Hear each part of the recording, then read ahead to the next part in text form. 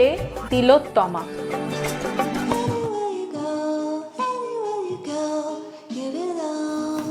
না, আজ কোনো গল্প নয়, আজ শুরু করব এক বিখ্যাত কবিতার ছোট্ট দুটো লাইন দিয়ে।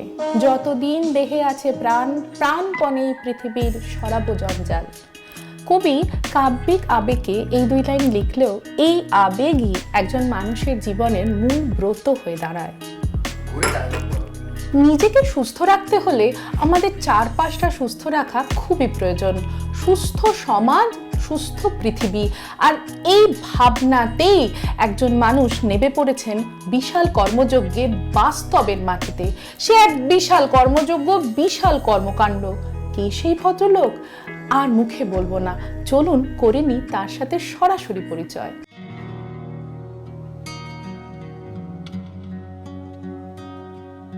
তিলে তিলে তিলোত্তমা অনুষ্ঠানে আবার একবার আপনাদের সবাইকে অনেক অনেক স্বাগত। আমি সুকন্যা আজ কার কাছে এসেছি?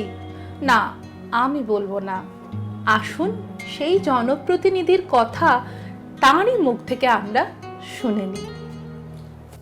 আমি সন্দীপ বক্সি আমার নাম।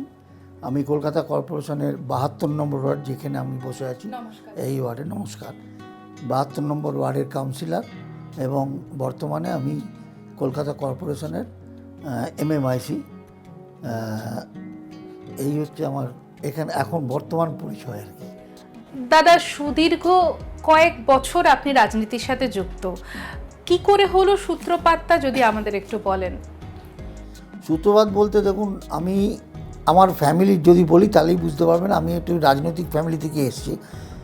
আমার জ্যাঠামশাই ছিলেন সত্যরঞ্জন বক্সি, নেতাজি সুভাষচন্দ্র বসুর উনি ছিলেন বন্ধু, তারপরে সহকর্মী। তারপরে আমার বাবা সুধীর রঞ্জন বক্সি, উনিও রাজনৈতিক বন্ধু, উনি জ্যাঠামশাইয়ের সাথেই রাজনীতি করতেন স্বাধীনতা সংগ্রামে। তার পরবর্তীকালে আমার বাবা এই অঞ্চলের প্রথম কাউন্সিলর। 1985 সালে যখন কাউন্সিলরশিপ সিস্টেমটা তৈরি হলো, তখন প্রথম কাউন্সিলর হচ্ছে বাবা সুধীর রঞ্জন বক্সি। তারও আগে থেকে আমরা স্কুল শেষ, জাস্ট কলেজে ঢুকেছি, অথবা স্কুলের শেষ 11, আমাদের সময় 11 ছিল, 11-এর পর হায়ার সেকেন্ডারি। তো সেই সময় থেকে আমরা রাজনীতি গ্রাসরুট লেভেলের ফ্ল্যাগ ধরে, আমার আজও মনে আছে এই তখন আমাদের প্রিয়রঞ্জন দাস মুন্সি ছিলেন, আমরা ওনার সাথে ফ্ল্যাগ নিয়ে রাস্তায় মিছিল করেছিলাম। ওনার সাথে নানান জায়গায় উনি মিটিংয়ে বক্তব্য রাখতেন, আমরা বক্তব্য রাখতাম।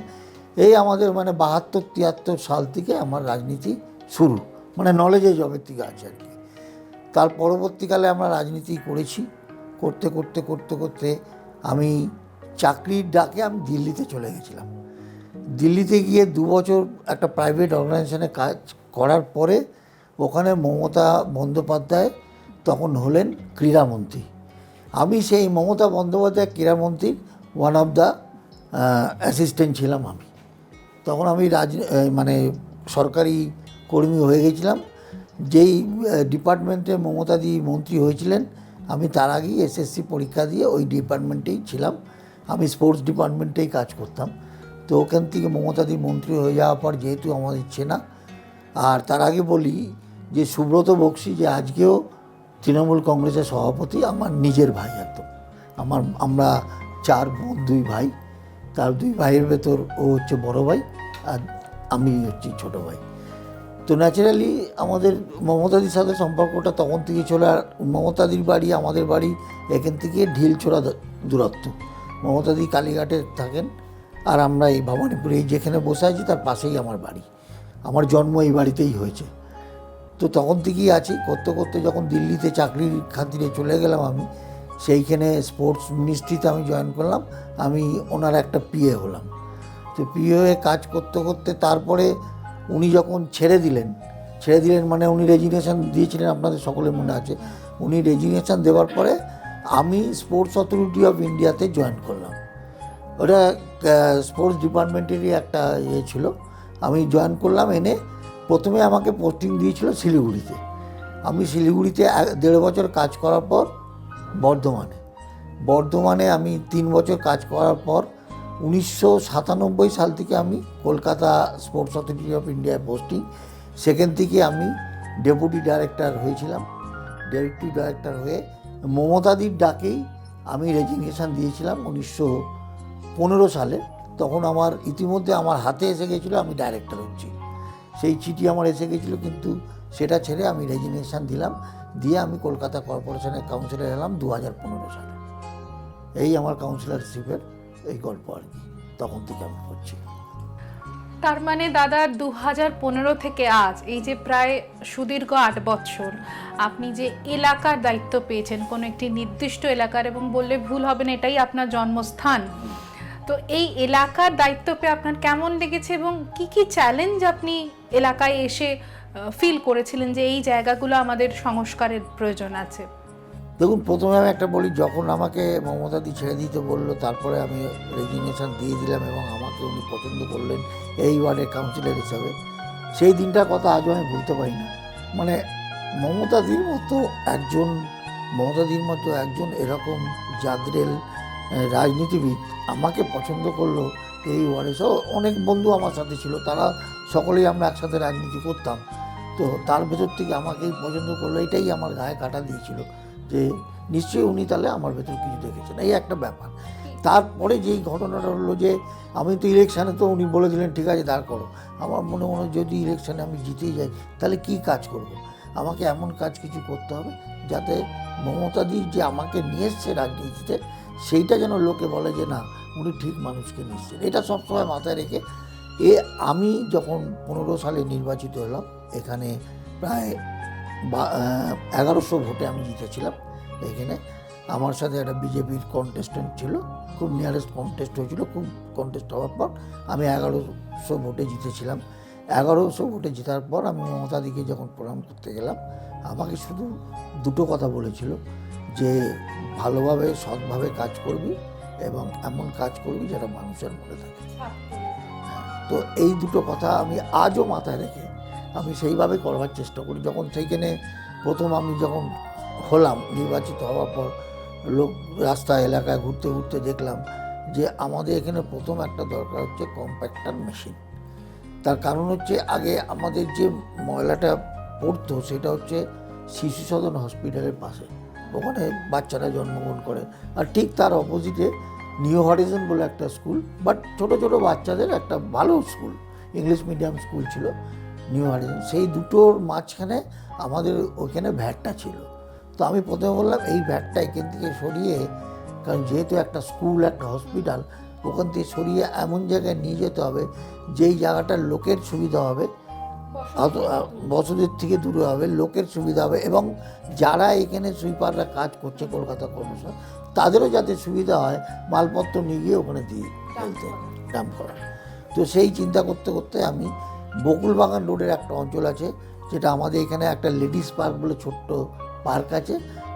লেডিস পার্ক এই জন্য বলে, মহিলাদের জন্য নয়, লেডিস পার্ক হচ্ছে নর্মালি যে পার্কের সাইজ হয় তার থেকে একটু ছোটো, তো সেই জন্য ওর নাম এখানে বলে লেডিস পার্ক।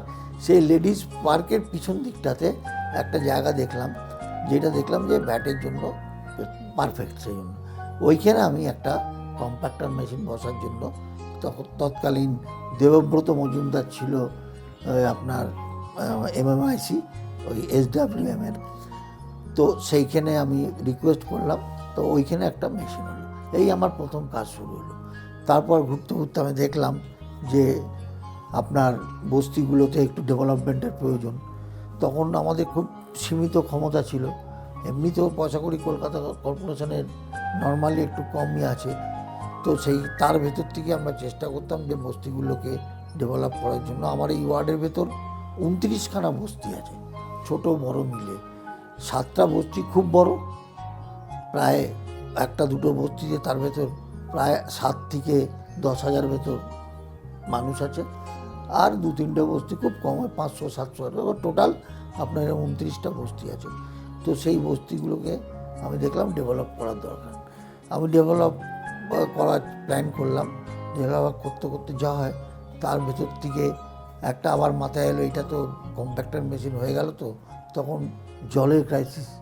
সকালবেলা গরমকালে উঠলেই 8টা-10টা কমপ্লেন মানুষ এসে এখানে আমার অফিসে বসে থাকতো যে দাদা আজকে জল আসেনি, আজকে জলটা শুরু হয়ে গেছে, কি 2 দিন ধরে জল পাচ্ছি না। কি কলে ফোঁটা ফোঁটা জল পড়ছে।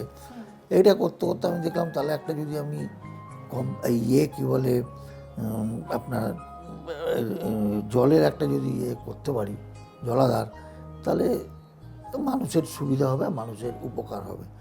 তো ওইটা করতে তখন চেষ্টা করার জন্য যোগাযোগ করলাম। কলকাতার মেয়র ছিল তখন শোভন চট্টোপাধ্যায়। শোভন চট্টোপাধ্যায় আমার আগে থেকেই পরিচয় ছিল, আমি তো রাজনীতিতে ছিলামই বললাম, তো পরিচয় ছিল, তো আমাকে খুব সাপোর্ট করেছিল। তখন ওখানে বুস্টার পাম্পিং স্টেশনের একটা ও প্ল্যান দিল, তাই বললাম ঠিক আছে করবো। বলে কোথায় করবি জায়গা দেখা। এই করতে করতে আমরা দেখলাম গোলমাঠ বলে একটা এরিয়া আছে, ওখানে একটা জায়গা যে ব্রিটিশ আমলে ওখানে আইদার জল পাঠানোর জন্য কোনো কিছু ব্যবস্থা ছিল, কারণ আন্ডারগ্রাউন্ড সব পাইপগুলো ছিল। এটাতে আমাদের সুবিধা হয়ে গেল, কয়েকটা পাইপ একদম জ্যাম হয়ে বন্ধ হয়ে গেছে, সেইগুলো পাল্টাতে হলো। আদারওয়াইজ ওই বুস্টার পাম্পিং স্টেশন ওই জায়গাটায় করার জন্য প্ল্যান করলাম। ইনিশিয়ালি লোকের একটু যা হয় যে মেশিন হবে, ওখানকার পাড়ার ছেলেমেয়েরা একটু বদমাশি করতে আরম্ভ করলো, না হতে দেবো না। তখন আমাকে দিদি বলল, দিদি মানে মমতাদি বলল, শোন, মানুষকে কষ্ট দিয়ে অথবা মানুষের বিরুদ্ধে কোনো কাজ করবি না, যদি না চায় করবি না, ওইখানে অন্য জায়গা খোঁজ। আর তাদের বোঝাবি, যদি মনে করে যে মানুষ হ্যাঁ ঠিক আছে দরকার আছে, তাহলে দেখবি একদিন তোকে কাজ করতে দেবে। তো আমি সেইটাই হলো, আমি বসে বসে নানান লোক ওইখানেই গোলমাঠের আশেপাশে রাখাল মুখার্জি রোড, এই আপনার কী বলে টাউনসেন্ড রোড, বকুলবাগান রোড, এই 3-4টে রাস্তা ঘুরে ঘুরে মানুষকে বলতাম যে একটা যদি জলের পাম্পিং স্টেশন হতো তাহলে এখানে জলের অভাব থাকতো না। এই করতে করতে তারপরে ও একদিন ওরাই বললো যে ঠিক আছে এখানে করো না। তাই আমি বললাম এখানে এই সমস্যা আছে, এই আছে। বললো না, এই সমস্যাটা কোনো ব্যাপার না, আমরা বুঝি। তারপরে একটা মিটিং করে নিয়ে ওখানে বুস্টার পাম্পিং স্টেশন করতে করতে, এটা 15 সালে আমি নির্বাচিত হয়েছিলাম, 17 সাল হয়ে গেল। তার ভেতরে মোটামুটি খুব জরুরি এই দুটো ছিল, এই দুটো আমি করলাম। তারপরে আপনার ধরুন হেলথের একটা সেন্টার, সেই সেন্টারটাও করলাম। সেটা লেডিস পার্ক যেটা বললাম পার্ক, তার আরেক দিকে মানে সামনের দিকটাতে ওইখানটা আপনার একটা বিল্ডিং করে, একটা জায়গা ছিল সরকারি জায়গা, সেই সরকারি জায়গায় বিল্ডিং করে এরকমভাবে ধীরে ধীরে 18 সালে আমাকে বোরোর চেয়ারম্যান করা হলো। তার কারণ হলো শোভনদেব চট্টোপাধ্যায় তখন চলে গেল, ববি হাকিম আপনার হলো মেয়র হলো, আর বৈশ্বনাথ চট্টোপাধ্যায় তখন বোরোর চেয়ারম্যান ছিল, আমাদেরই বড় আর্টের। বৈশ্বনাথকে তখন এমআইসি করা হলো, এমআইসি ল বৈশ্বনাথকে করা হলো। আর আমাকে মমতাদি বলল যে ববিকেই বলেছিল এবং বৈশ্বনাথ সবাইকে বলেছিল, যে বৈশ্বনাথ আমার নামে রেকমেন্ডও করেছিল, নিয়ে আমাকে বড় আর্টের চেয়ারম্যান করা। ন্যাচারালি বড় আর্টের চেয়ারম্যান হয়ে যাওয়ার পর কাজের পরিধিটা বেড়ে যায়। আমি আগে একটা পার্টিকুলার ওয়ার্ডের ভেতর ছিলাম, তারপর আমি 11টা ওয়ার্ডের ভেতর হয়ে গেলাম। বড় আর্ট হচ্ছে 11টা ওয়ার্ড নিয়ে, তো তাদের সব কাজকর্ম, তাদের সেই সব জায়গায় যেতে যেতে আমি যখন এই বড় আর্টে ছিলাম তখন 11টার ভেতর 2টো বিজেপি ছিল, সিট ছিল, আর বাকি আমরা 9 জন ছিলাম তৃণমূল কংগ্রেস।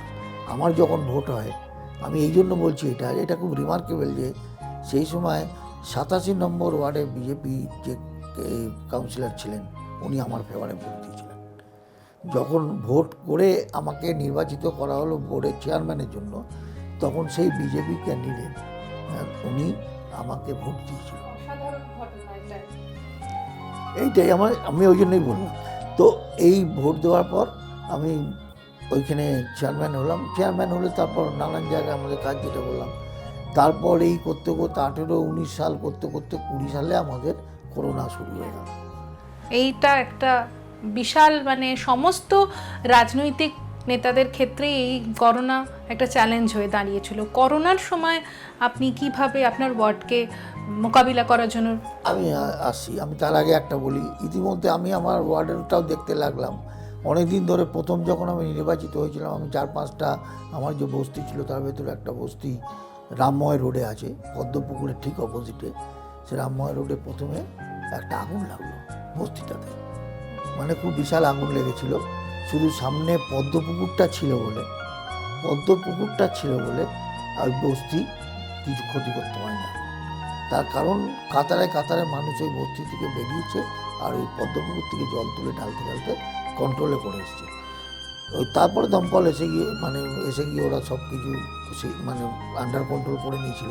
কিন্তু ওই মুহূর্তে আমি দেখেছি, আমি চোখের সামনে আমিও 2-1 বালতি জল টেনে নিয়েছি অথবা আমি একটুখানি সুপারভাইজ করেছি। ওই সময় যদি তারা বেরিয়ে এসে আধ ঘন্টা ওই কন্টিনিউয়াস জল না ঢালতো, তাহলে আমার মনে হয় 1% অফ দ্য বস্তি তাহলে নষ্ট হয়ে যেত।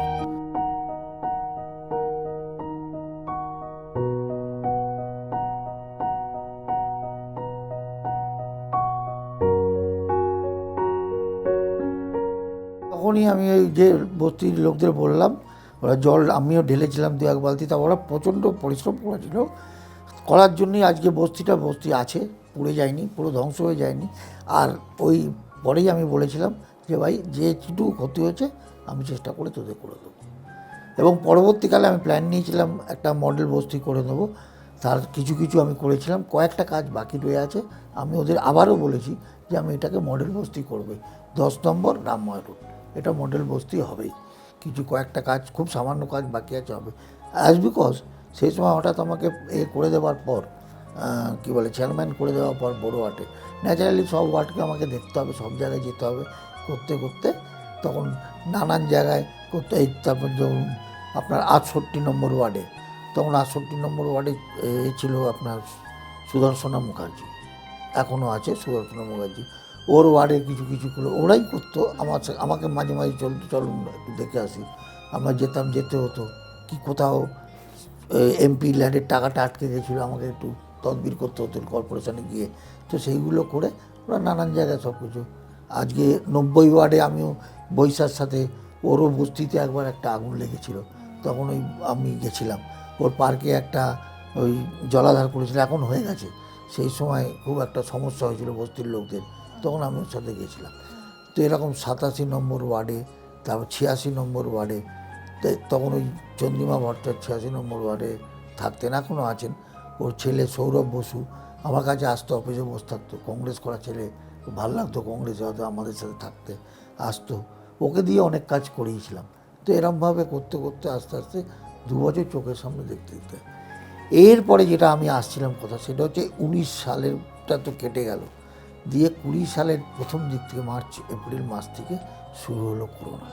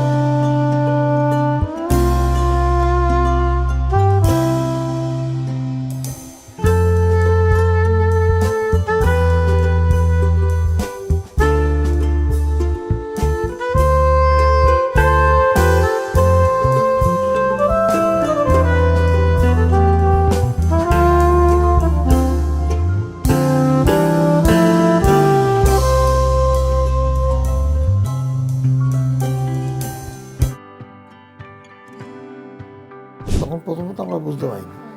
ধরুন আমাদের বুঝতে এপ্রিল মাসটা লেগেছে, তখনই আমার এখানে কিছু বন্ধু আছে। আমি বড় আর্টের চেয়ারম্যান হিসাবে সকলকে বললাম, ভাই নিজের ওয়ার্ডের নিজের যা কাজ আছে সেটা দিকে নজরটা বেশি দাও, আর যার যা প্রয়োজন আছে আমাকে সবসময় বললো, আমি সবসময় আছি। করে আমি আমার নিজের ওয়ার্ডে এখানে প্রথমে ব্যবস্থা করলাম যে 600 মেয়ে ছেলে মেয়েকে বাচ্চা ধরুন 1 বছর থেকে শুরু করে 6 বছর 7 বছর 8 বছর 10 বছর, তাদের সকালবেলা 5:30টার সময় আমরা ঘুম থেকে উঠে আমার লোকজন নিয়ে আমি এইখানে আমার এটা পার্টি অফিস, এই পার্টি অফিসের যে গ্যারেজ ঘরটা আছে ওখানে একটা কাউন্টার তৈরি করে ওখান থেকে ডেলি 600 মানুষকে আমরা পাউরুটি আর দুধ দিতাম। লম্বা লাইন হয়ে যেত এখান থেকে আরম্ভ করে প্রায় আপনার বেলতলা রোড, যেখানে সিদ্ধার্থ শঙ্কর রায়ের বাড়ির রাস্তা, সেই পর্যন্ত লম্বা লাইন হয়ে যেত। সকালবেলা আমরা সেখানে দুধ দিতে শুরু করতাম। এবং যেটা ম্যাডাম আমি নিজে গর্ব করে বলছি না, যেটা ওরা করেছে আমার ছেলেরা, যে একদিনও বাদ যায়। বৃষ্টি, বর্ষাকাল ছিল, ন্যাচারালি বৃষ্টি হচ্ছিল, কোনো দিন গরম, সকালবেলা ঠিক 5:30টার সময় 4-5জন উপস্থিত থাকতো। তারপর আস্তে আস্তে আবার সবাই আসে। এই আমরা দুধ দেওয়ার পরে আমরা শুরু করলাম, আমি নানান জায়গা থেকে চাইতে আরম্ভ করলাম। আমার দাদা এমপি ছিল, তাতে আমার সুবিধা হয়েছে, চাল ডাল ওর কিছু কিছু জোগাড় করে দিল, মমতাদি পাঠালো আমাদের কাছে। তো এরমভাবে আমার এই পার্টি অফিসের গোডাউন ঘরটা একদম অনেক ভরে গেল। তখন আমরা প্ল্যান করলাম এবার ঘরে ঘরে চাল ডাল প্যাকেট করে পাঠাবো। সেইটা করলাম, করতে এটা কন্টিনিউয়াস আমরা 2 বছর করেছি। এইখানে ধরুন এরকম দিনও গেছে, আমি একটা জায়গা, একটা রাস্তা, সেই রাস্তাটার নাম হচ্ছে পদ্মপুকুর রোড, একদম যেটা পদ্মপুকুর যেটা বললাম তার একটা রাস্তা, সেই একদিকে ওয়ার্ড নাম্বার 70 আর একদিকে ওয়ার্ড নাম্বার 72। আমি 72, সেইখানে প্রথম করোনা আপনার মানে ডিফাইন হলো আর কি, খুঁজে পেলো এখানে করোনা। ওই রাস্তাটা সঙ্গে সঙ্গে পুলিশ বন্ধ করে দিল, বন্ধ করে দিয়ে ওটাকে এই জোন ডিক্লেয়ার করে বললো আমাদের থেকে কিছু লোক, আমি 2টো ছেলেকে ওখানে বসিয়ে দিলাম। সকাল থেকে রাত্রি সারা রাত ওরা বসে থাকতো, কারো খাবার আনতে নিয়ে আসতে হবে, কারো ওষুধ কিনে আনতে হবে, ওরা বাড়ি থেকে বেরোতো না। আর ওদের করতাম, বিশেষ করে ওই অঞ্চলটা গুজরাটি অঞ্চল ছিল, 3-4টে ফ্ল্যাট ছিল, গুজরাটি অধ্যুষিত এরিয়া। তো তাই জন্য আমার একটু আমি একটু বেশি নজর দিয়েছিলাম, যেহেতু গুজরাটি অধ্যুষিত এরিয়া, ওদের যদি আমরা করতে পারি তাহলে এর একটা সুফল তো পাবোই। তো সেই হিসাবে আমরা করতে লাগলাম। লোকজন ওরা হলো যাদের খাবার দরকার খাবার এনে দিত। এর ভেতরে আমি অদ্ভুত কয়েকটা জিনিস দেখলাম। আমরা যখন গিয়ে জিজ্ঞেস করতাম তখন বলতো না আমাদের কিছু লাগবে না, কিন্তু আমার কাছে ফোন আসতো, খুব কনফিডেন্সিয়ালি ফোন আসতো, এসে বলতো দাদা আমাকে যদি 2টো চালের ব্যাগ পাঠিয়ে দেন খুব ভালোভাবে, বুঝতে পারছেন তো অত লোকের সামনে চাইতে পারলাম না। না কোনো ব্যাপার নেই, আপনাকে কনফিডেন্সিয়ালি আমি নিজের হাতে গিয়ে পৌঁছবো। এরকম 4-6টা ফ্যামিলি আমার এখানে, তারা টেলিফোন করতো যখন তার দরকার হতো। এইভাবে যুদ্ধ করেছি, করতে হ্যাঁ জামা কাপড় করতে একটা স্টেজে হলো এই আপনার আমপান হয়ে গেল। দ্যাট পার্টিকুলার আমপানের রাত্রে I have been in বড়ো অফিস ফুল দ্য নাইট। আমাকে ডিউটি দেওয়া হয়েছিল যে বড়ো অফিসের যারা চেয়ারম্যান তার সব বড়োতেই বলা হয়েছিল সে নিজের অফিসে থাকবে। আমার বড়ো অফিসে আমি আমার সমস্ত আধিকারিককে নিয়ে, মানে ইঞ্জিনিয়ারদের নিয়ে আমি ওখানে ছিলাম, এবং সেইখানে সারা রাত ধরে আমি দেখেছি তাণ্ডব। এই যে আমপানের যে কী তাণ্ডব, যেটা আমরা বাড়িতে আমি এসে যখন আমার নিজের ওয়াইফকে জিজ্ঞেস করলাম, কি অন্য দিদি জিজ্ঞেস করলাম, ওরা যেটা বুঝতে পারেনি সেটা আমরা সারা রাতে বুঝেছি যে কী তাণ্ডব হয়েছিল। এবার কথা হয়েছে রাত্রি 10:30-11টার সময় আমার এখান থেকে খাবারের ব্যবস্থা করা হয়েছিল যে সবাই আমরা ওইখানে খাবো। খাবারটা নিয়ে যাবার আমার ড্রাইভার যেতে পারছে না, সব জায়গায় যাচ্ছে, গাছ পড়ে আছে, জল জমে আছে তো বেরিয়ে যাবে, একটা গাছ পড়ে আছে, সেই গাছ গার্ড হয়ে গেছে। আমাকে টেলিফোন করেছে, আমি পাড়ার ছেলে যেখানে টেলিফোন, তারাও একটা ঘরের ভেতর বসে আছে, বেরোতে পারছে। এর ভেতর আমার 12টা 12:30টার ভেতর খাবার নিয়ে গিয়ে তারপর আমরা ওখানে খেয়েছিলাম। তো সারা রাত আমরা ওখানে ছিলাম। সকালে যখন বেরোলাম তখন দেখলাম যে সমস্ত বড়ো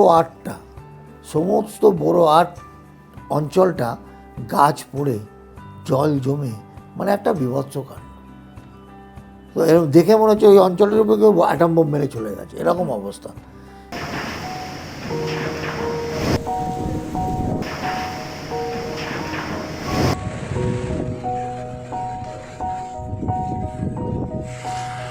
তো সেই থেকে কি করব করতে করতে তো আমি এলাম বাড়িতে, এসে দেখি আমার গাড়ির উপরে ল্যাম্পপোস্টটা ভেঙে পড়েছে।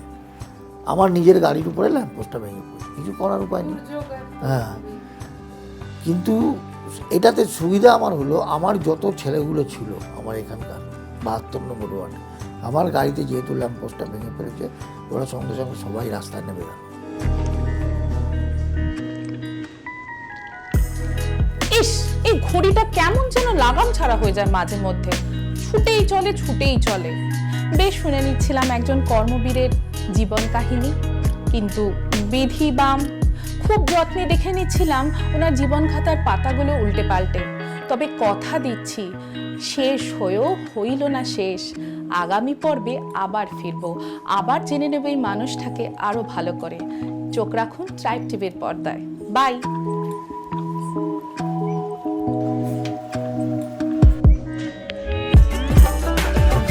তিলে তিলে তিলোত্তমা।